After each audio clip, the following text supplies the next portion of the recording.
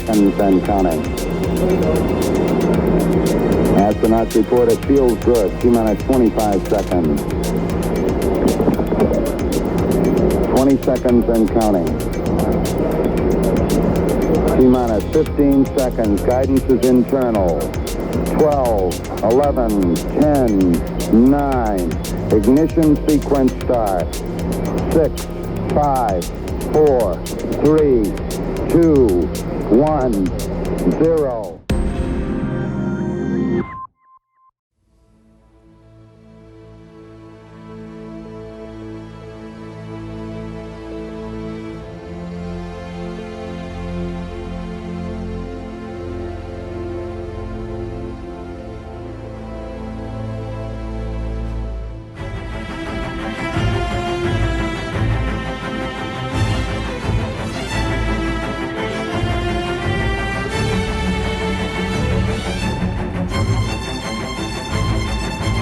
Il viaggio verso la Luna inizia in Europa.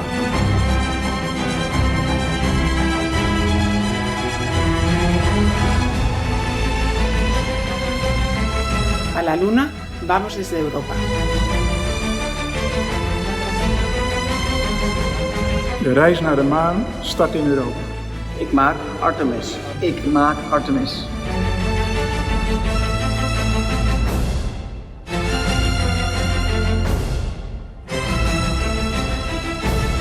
Going to the moon starts in Europe. Die Reise zum Mond beginnt in Europa. Reisen till månen startar i Europa. Somos Artemis.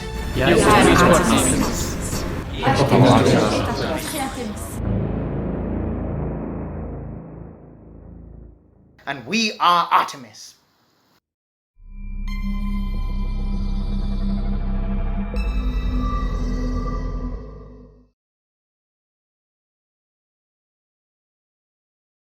Welcome, Airbus and ESA is very happy to have you here at the Airbus Bremen site here in Germany. Originally, we planned to have this event in person to gather all the people from ESA and Airbus here in our clean room. However, due to COVID reasons, you probably understand that we have not everybody has been able to travel, and due to restriction, we have to keep distances and so on. And that's why we decided to put on a virtual show. But nevertheless, we put on a show, I can promise you that. I'm going to give you a little glimpse behind the scenes into our clean room here. And later on, I will hand over to our ESA Director General, Dr. Jan Werner, who is going to make a great announcement today for the European space industry. And we have all other stakeholders give some insights into the Artemis program. Believe it or not, the whole travel to the moon actually starts here in Bremen, here at our site. Together with ESA, we are building here the ESM, the European Service Module, which will be mated together with the Orion spacecraft, which build together the Orion spacecraft. And this service module is providing power, propulsion, electricity, thermal control, and also consumables for the astronauts, oxygen and water. It's the powerhouse of the spacecraft, and this is here built in Bremen, here in the clean room. As I told you before, I wanted to give you a glimpse behind the scenes here in Bremen in the clean room. And what you can see behind and even above me is the ESM-2. ESM-2, the European Service Module 2 for the Artemis II mission. This spacecraft is going to have astronauts on board and will fly around the moon. This ESM-2 is almost finished in integration. You can see the propellant tanks and cables, electronic devices and everything behind me. It's an incredible piece of machinery. And I'm not getting tired to be totally amazed when I even see or even can touch that. No matter how many years you've worked in space, if you look at this ESM, it's incredible and it will go to the moon. As I said, ESM-2 is going to have the astronauts fly around the moon. It will be finally integrated this year. It will be tested this year and handed over to NASA. The ESM-1, which we have built already here, is handed over to NASA already and is currently in the process to get loaded with propellant and is scheduled for launch by end of this year. Now I will show you in a minute ESM-3. And ESM-3 is the one which will have a crew on board, astronauts, and going back to the moon surface first time. It will be the first woman and the next man we bring back to the moon in the Artemis III mission. I've told you that I'm going to show you also ESM-3, and that one is behind me. At the end of this short glimpse into the clean room on our site here, our space site in Bremen, I wanted to show you the ESM-3. That's exactly the one which brings the first women to the moon and the next man back to the moon.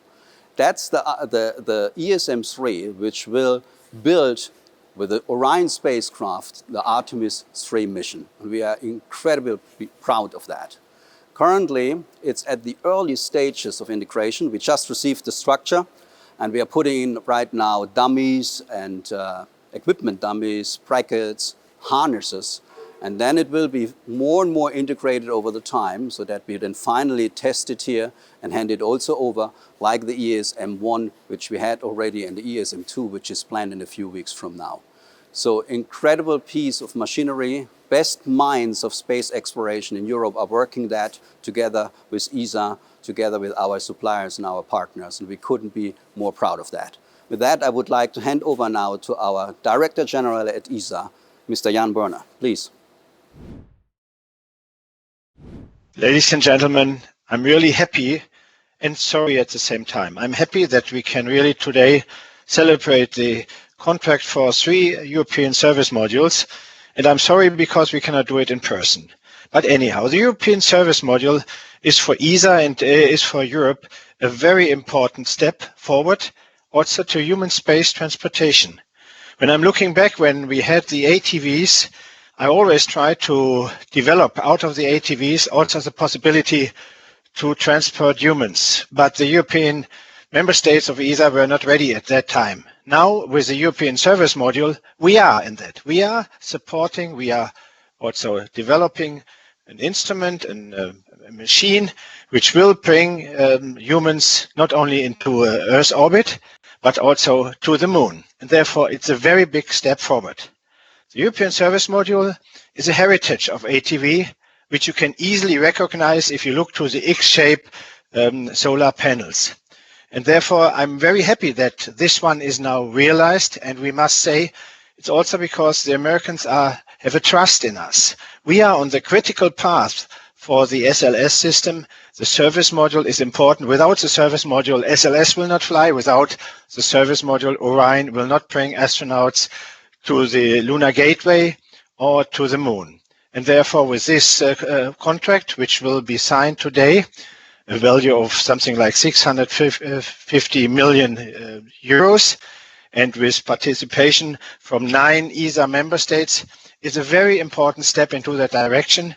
And we hope by that we will bring astronauts not only to ISS, but also to the lunar gateway and also to the surface of the moon. So thank you very much that we have the opportunity today.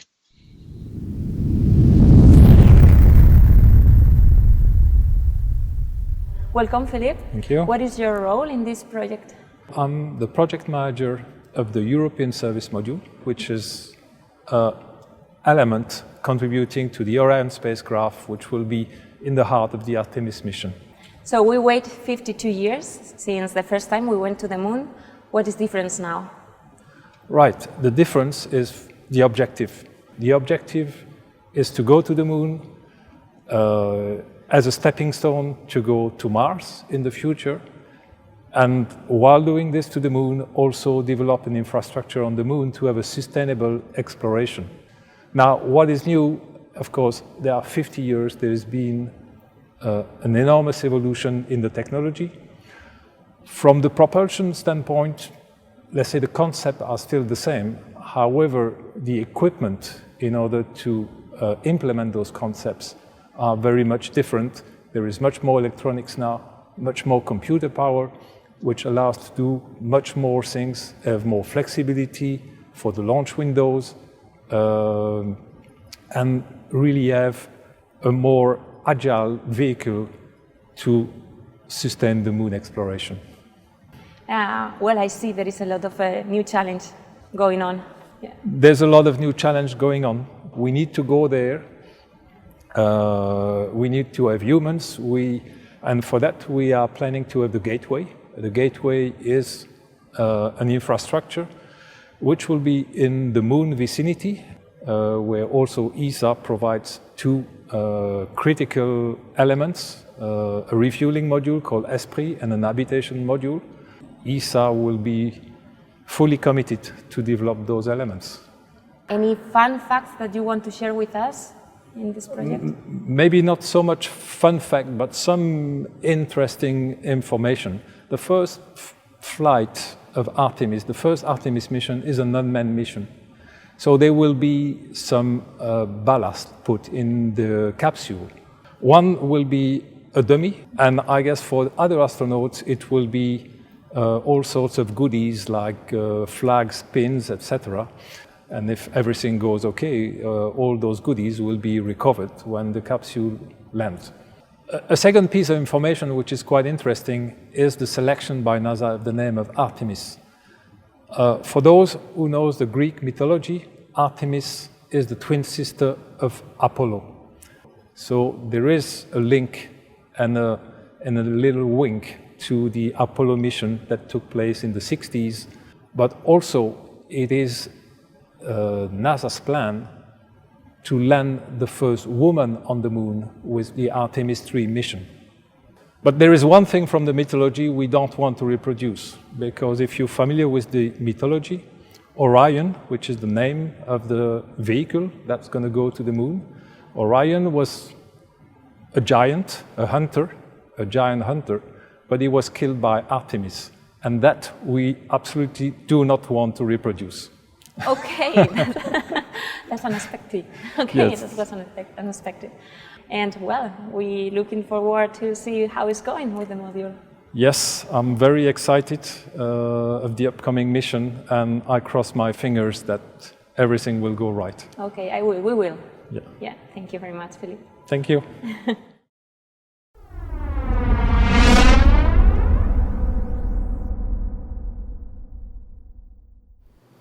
So Didier, thanks for your time today. I've got a few questions for you, if you don't mind. So tell me, what's the biggest challenge that you, as program manager, face? My goal as project manager, or my challenge as project manager, is really to make sure that the team, and it's a multifunctional team, very diverse, as I said, with young talents. So really what is important for me, yes, there is a technological challenge, of course. Nothing is simple in space, especially in human flight. Orion is an incredibly complex vehicle.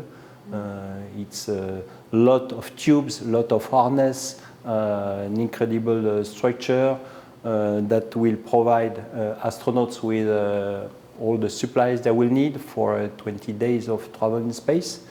So this is a complex subject, but what is absolutely important, the challenge of the team, is to work together to reach this challenge, to deliver together this vehicle to NASA at the end. Okay. So Artemis is really the next step that will allow human beings to move out of the Earth, to explore new planets, new worlds. And this first step is first to the Moon, and after that go to Mars and further. And really it's absolutely important that Europe and Airbus are involved in this adventure. And what would you say is the hardest part of your job? The hardest part of my job, I would say, is to make sure that the proper decisions are taken. Mm. And what is important is to keep a part of doubt in all you are doing, not be absolutely sure that you are always taking the absolutely right decision everywhere. Yes, of course, it's a driver, but you still need to have this small part of doubt allowing to check a detail here to make sure that everything goes well, and because we know that in the space business a small detail can make a beautiful spacecraft, a beautiful launcher, a beautiful vehicle collapse at the end because there was a screw not well sized or not well fixed, or a screw of 50 cents, and everything is out. So really what is important for me is to keep this part of doubt in every decision the team and I take.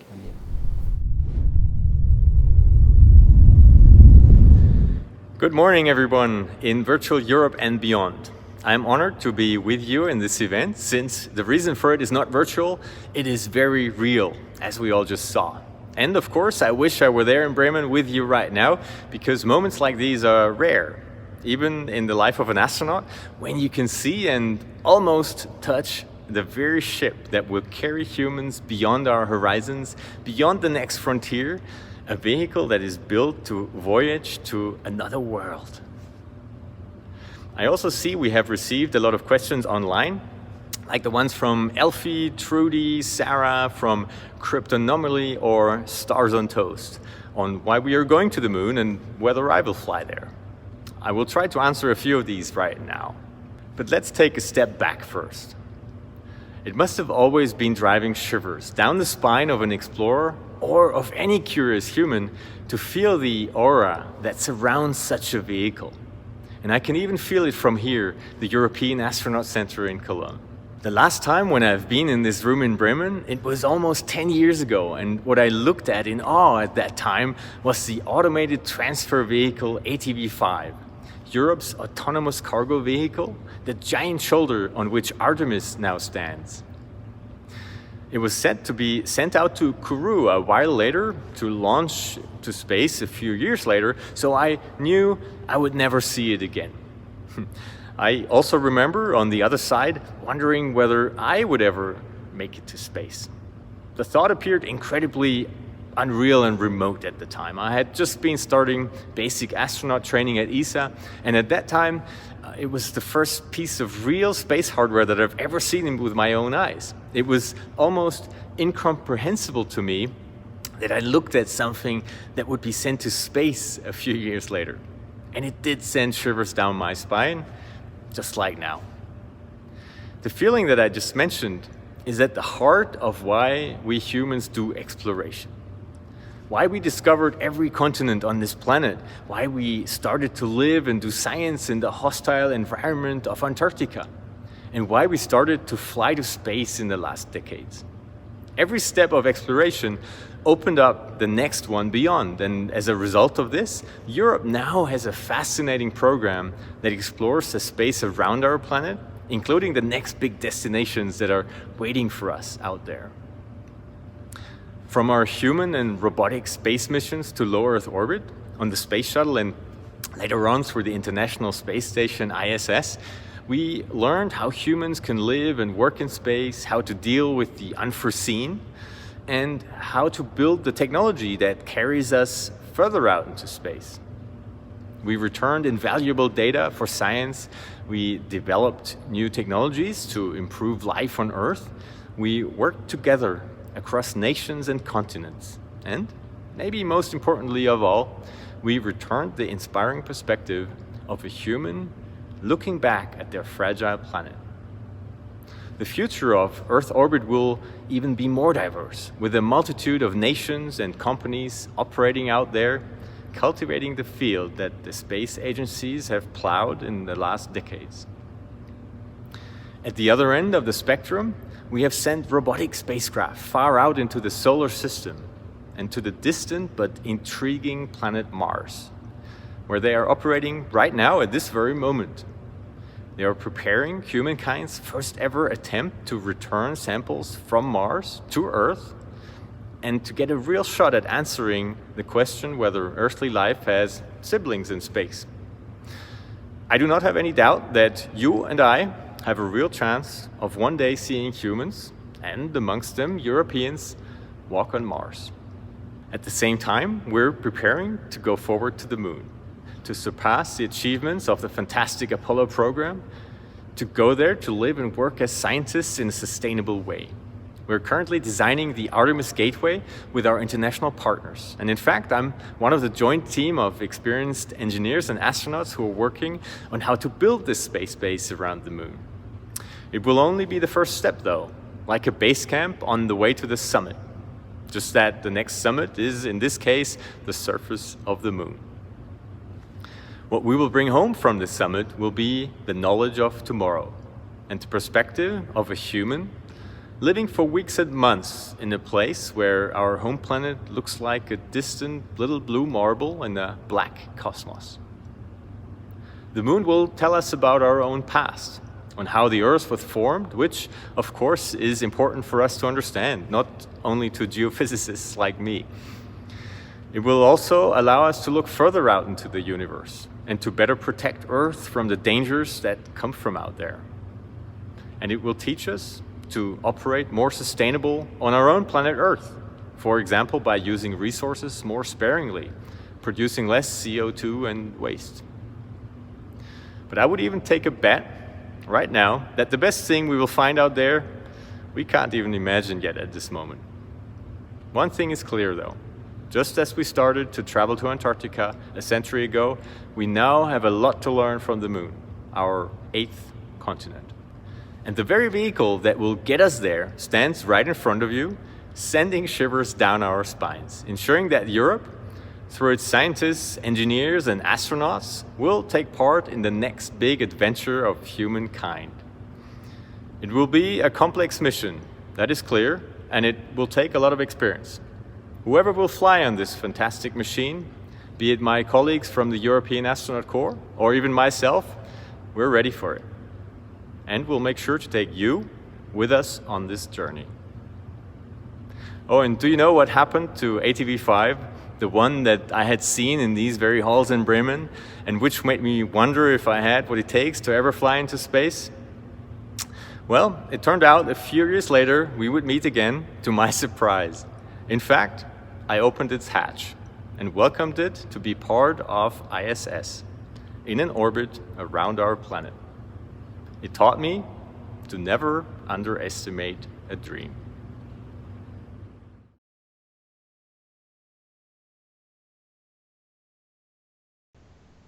Hello, my name is Nico Detman. I'm heading the Human Exploration Group in ESA's Directorate for Human and Robotic Exploration.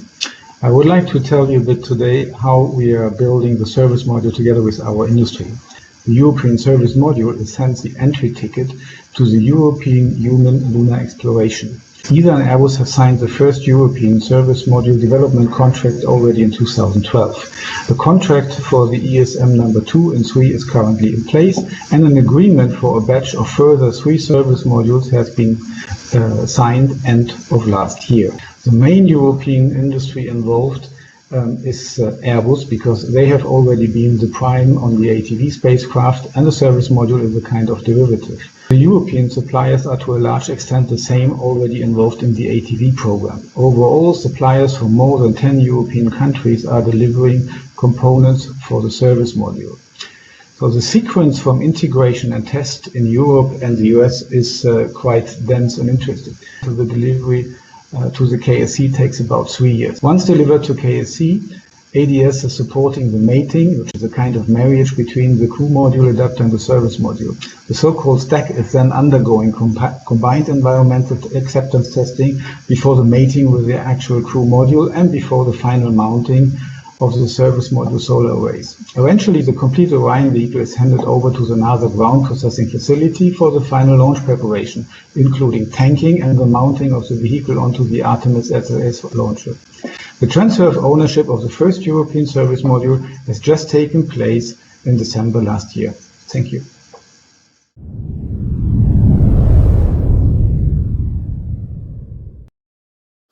Thank you very much for having you today, and thank you for your interest in looking behind the scenes at our Airbus site in Bremen. I hope you have enjoyed watching and seeing these European spacecraft, which are playing such an important role in this incredible Artemis mission. Thank you very much again. Thanks.